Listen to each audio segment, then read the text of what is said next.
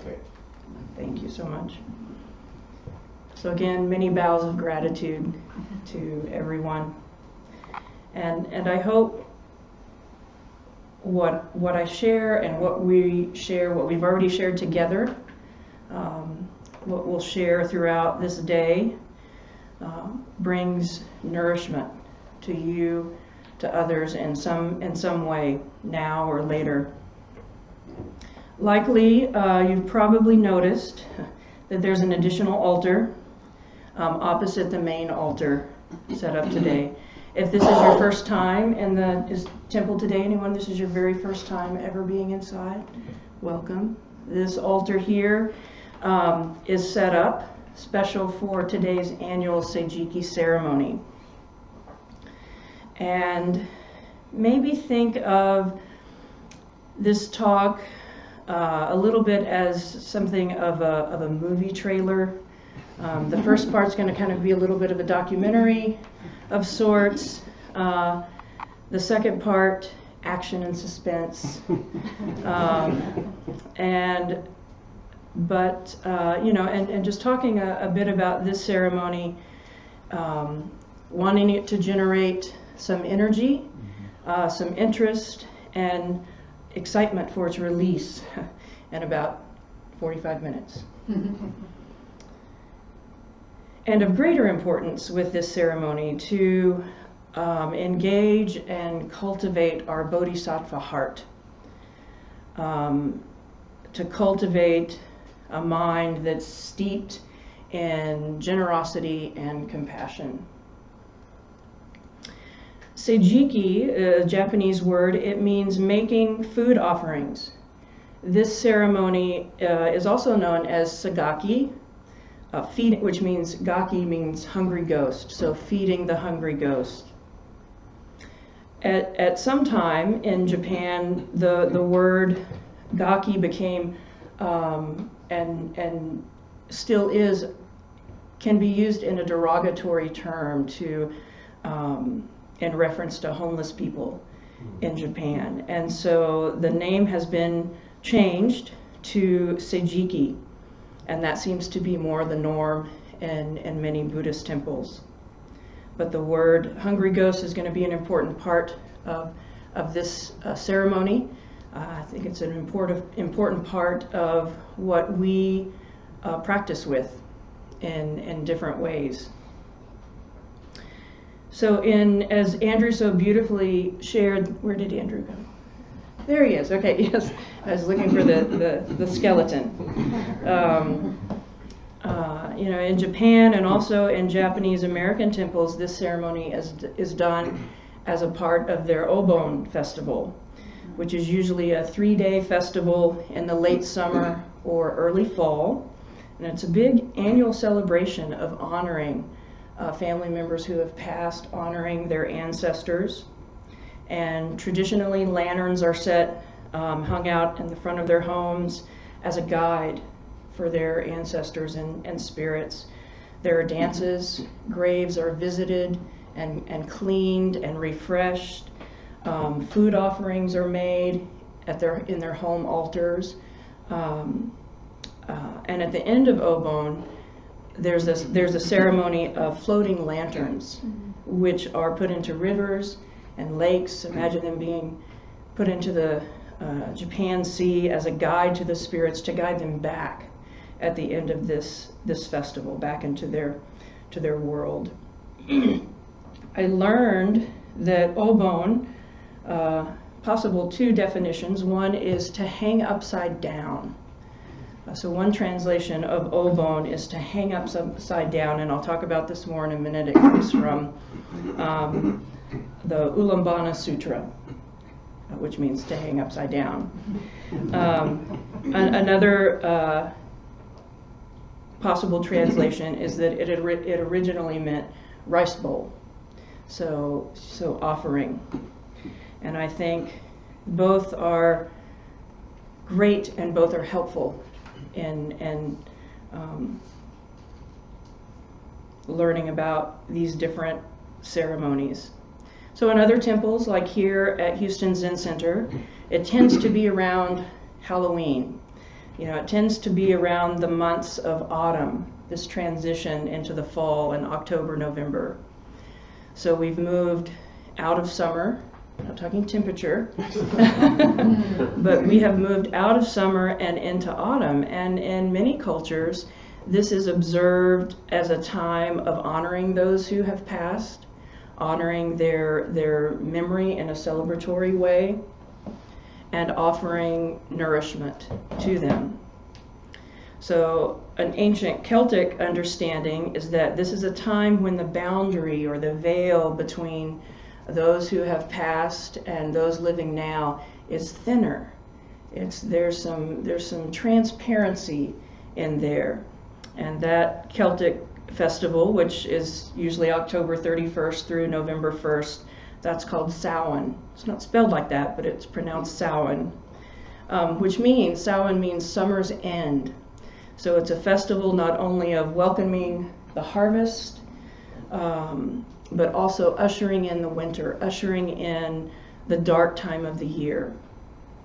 So there's bonfires and fire festivals, again, setting up altars for the deceased and offering them, maybe setting out a place setting at the table during this time and offering them a place to feel at home. There's also Dia de los Muertos, or Day of the Dead, which is, as Andrew talked a little bit about, from central and southern Mexico from thousands of years ago, and again, an important time to keep the memory of those who have passed alive in a very celebratory way, with colorful makeup and costumes and parades and parties and song and dance, and just making offerings to those loved ones, creating altars that honor with pictures and their favorite foods and flowers and candles. So there's this synchronism, and I know there are many more ceremonies of other cultures that I'm not aware of and haven't learned about, but highlighting these, there's this synchronism of these ceremonies and festivals observed by different cultures, and it's really beautiful. You know, these very intentional days, intentional ceremonies, and festivals of remembrance. And you know, they're the result of communities meeting, the meeting of cultures, the meeting of other beings that has evolved over thousands of years and continues.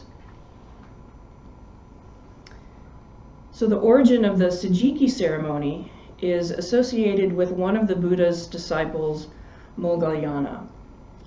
And Moggallana was plagued by dreams of his recently departed mother, and his dreams, he saw her suffering in a world that she could not eat or drink. And she was in the realm of hungry ghosts. So a little pause from that story just to talk a little bit about the Buddhist cosmology involved. And there's the teaching that beings reside in and move through one of 6 realms of existence. So imagine a circle with 6 spokes, and in the center of this wheel there's a pig, a rooster, and a snake. And those are representing greed, hate, and delusion. There's the heaven realm, there's the fighting demon realm, there's the hell realm, the animal realm, the hungry ghost realm, and the human realm.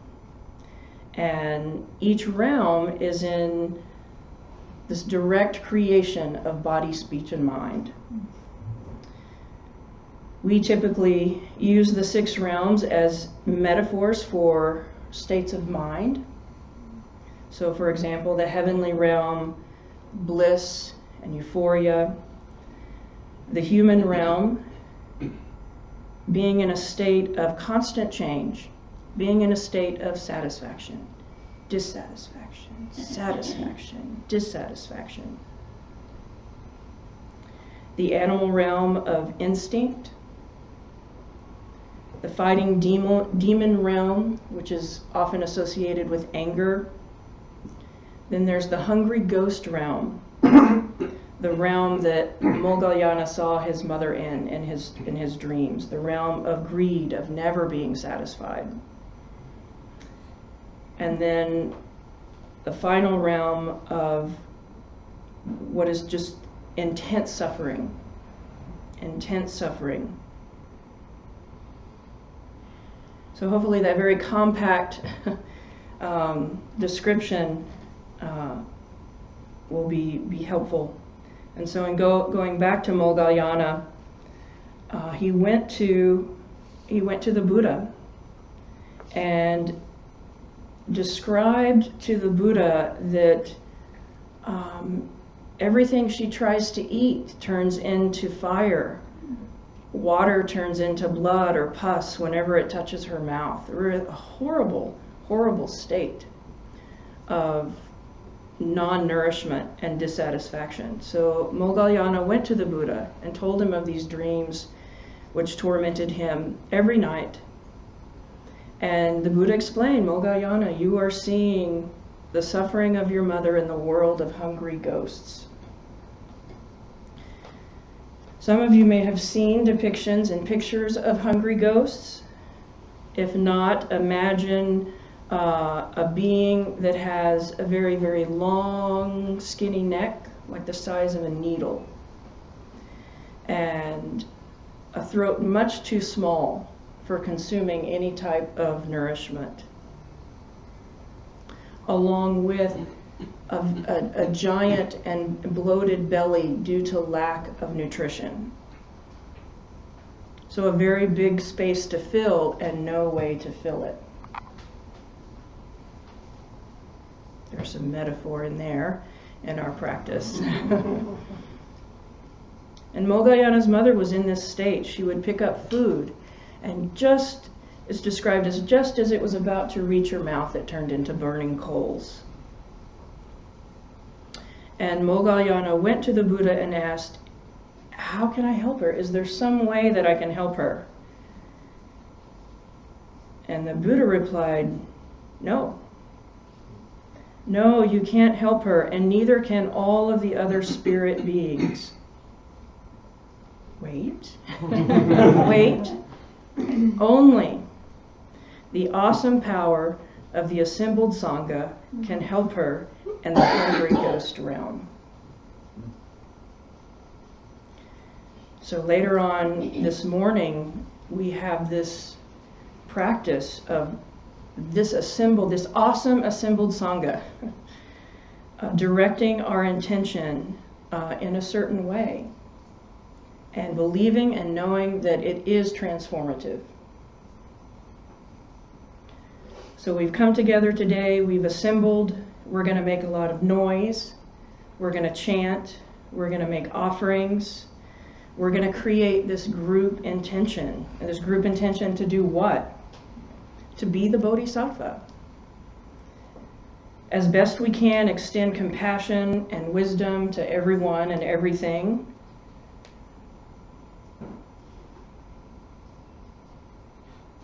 So in this ceremony and other ceremonies, we reaffirm and say and know that the gate is open to everyone.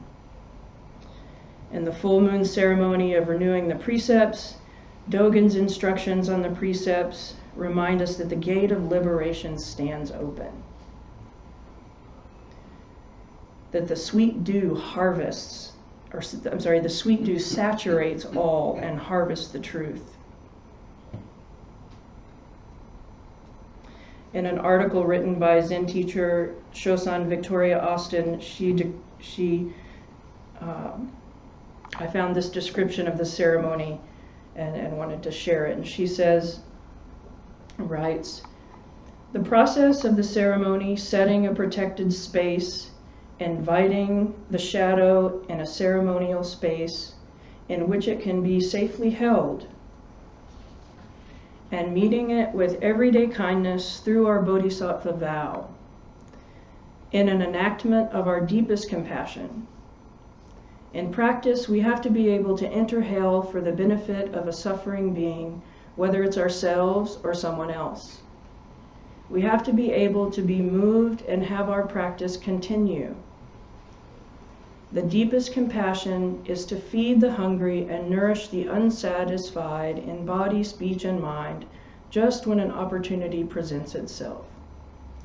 At Sejiki, we activate the mind that can do this and follow it with a rousing celebration of haunting and freedom, shadow and light. So these hungry ghosts are in a state of great suffering and desperation, haunted by an inability to receive what's right there, haunted by not enough, over and over, haunted by not enough. I think we all have hungry ghosts that move around and stir up trouble for us. And how will we meet them and invite them? We meet them with the Dharma. We meet them with the teachings. We meet them with our vows and practice of the precepts. We meet them with great attention and care. And we meet them together.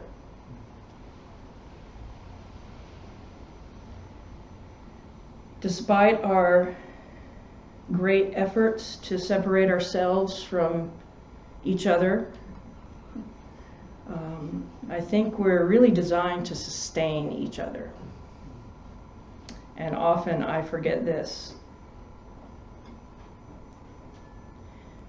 Have you ever had the experience of watching a suspenseful movie, and as they're trying to escape from some situation, one character says to the other character, "I think we should separate." It often does not end up well. Often does not end up well. So this ceremony is about joining. It's about collecting ourselves together to feed and ease the dissatisfaction, our own and others, in all realms. So in thinking about my family culture didn't include these types of ceremonies in that we use the word altar or incense offering,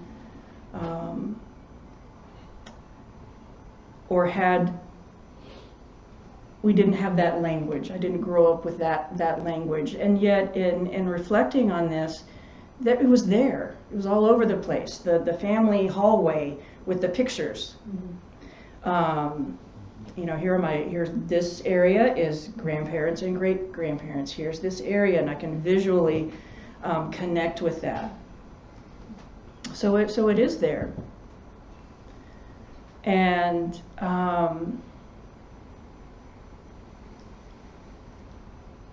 right now there's a Christmas cactus. How many of you know what a Christmas cactus is? Have you seen this plant? It's a cactus-like plant.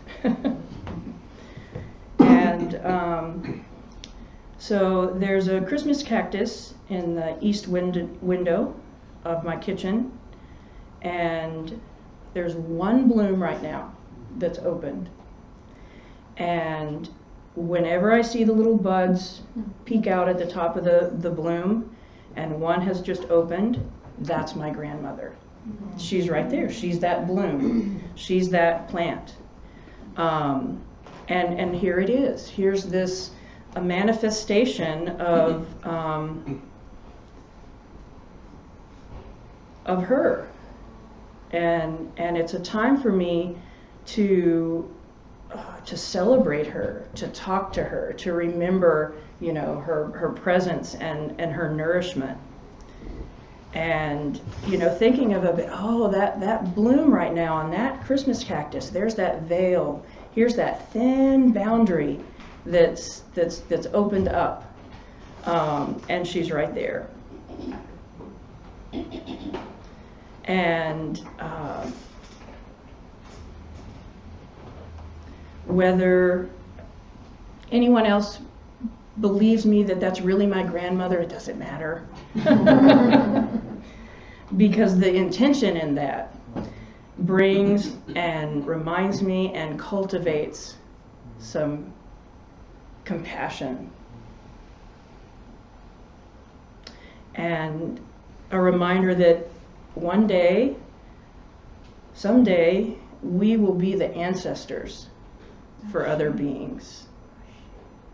We will be those beings.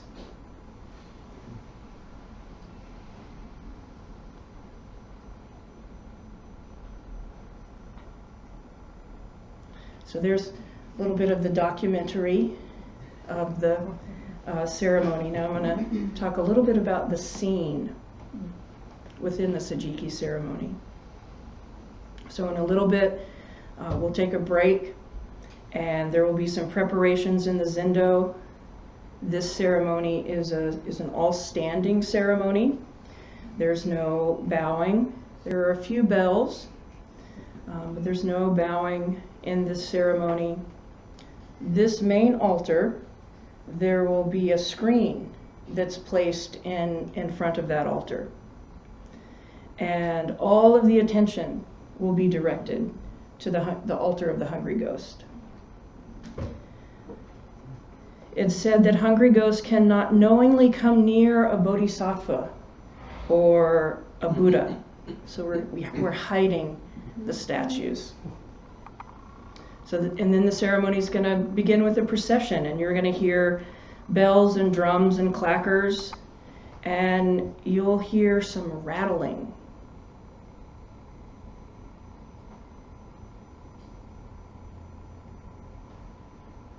And it's a special staff. Will you be carrying that staff? We'll see. Oh, okay. Well, you may hear this rattling as the procession is coming in. And if the abbot is carrying this special staff, it has a finial on top. You see the Jizo Bodhisattva on the left and right of the altar has this staff.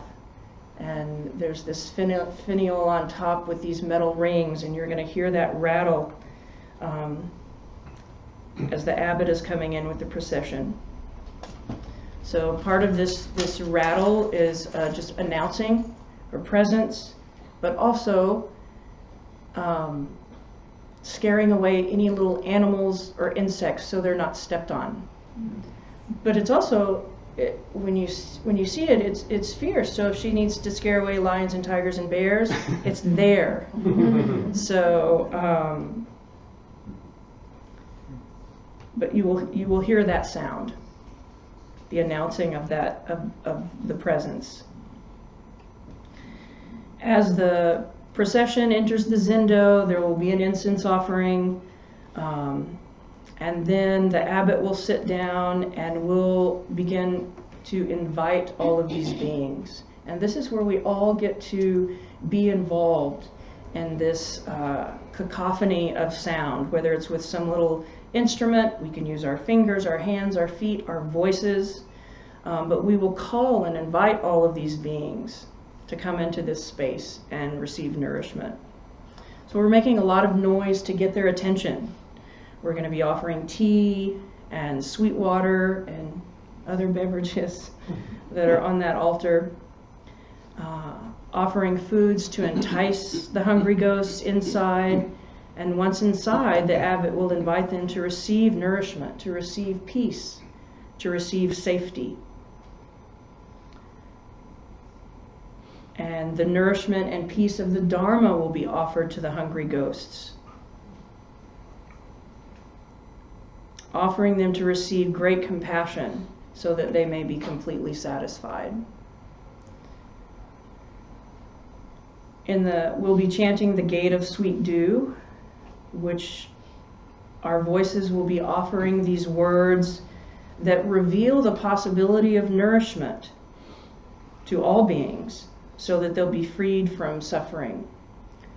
And in this chant, we'll also invite our ancestors to come and gather here and offer protection.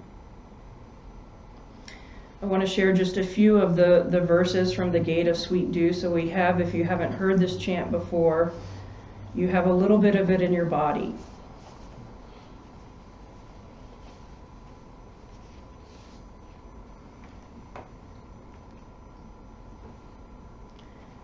Giving rise to the awakened mind, we unconditionally offer a bowl of pure food to all the hungry ghosts in every land, to the farthest reaches of vast emptiness and the 10 directions, including every atom throughout the entire Dharma realm. We invite all our departed ancestors going back to ancient times, the spirits dwelling in mountains, rivers, and earth, as well as demonic spirits from the untamed wilderness, to come and gather here.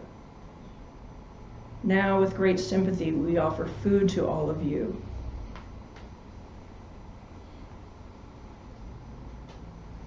So we'll be offering those words and verses to the hungry ghosts. We will also chant the Daiheshin Dharani. How many of you have not chanted the Daiheshin Dharani before? Okay, great, wonderful. This is a Dharani it's the Great Compassionate Mind Dharani. When we chant this together, it will be in Japanese, and that's okay. As your voice makes its way through this chant, just allow the sound and just allow the rhythm that you're making to be that offering of great compassion. This chant is venerating the triple treasure. This chant is venerating Buddha, Dharma, and Sangha. And it's venerating Avalokiteshvara Bodhisattva, the Bodhisattva of great compassion. Avalokiteshvara is just to your right on the altar. And she is, he is, they are the regarder of the cries of the world. Some of you may have seen pictures or statues where Avalokiteshvara has 1,000 arms and 1,000 eyes to respond to all of the suffering in the world in whatever way is needed in that moment. So this entire ceremony, from its loud noise and eerie sounds to its sincere chants, centers on this theme of compassion. And we get to invite all of our ghosts to be present with us. And when present, to let it be. No lecture, no chasing away, no killing, but an offering of attention and compassion and patience.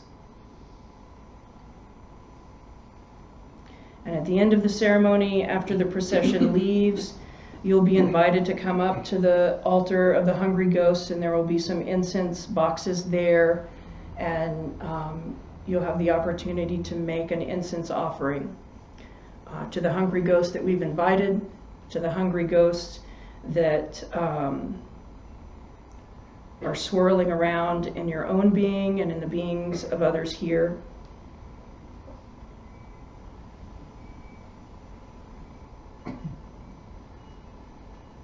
And welcome them without another agenda of manipulation, but welcome them with love and compassion.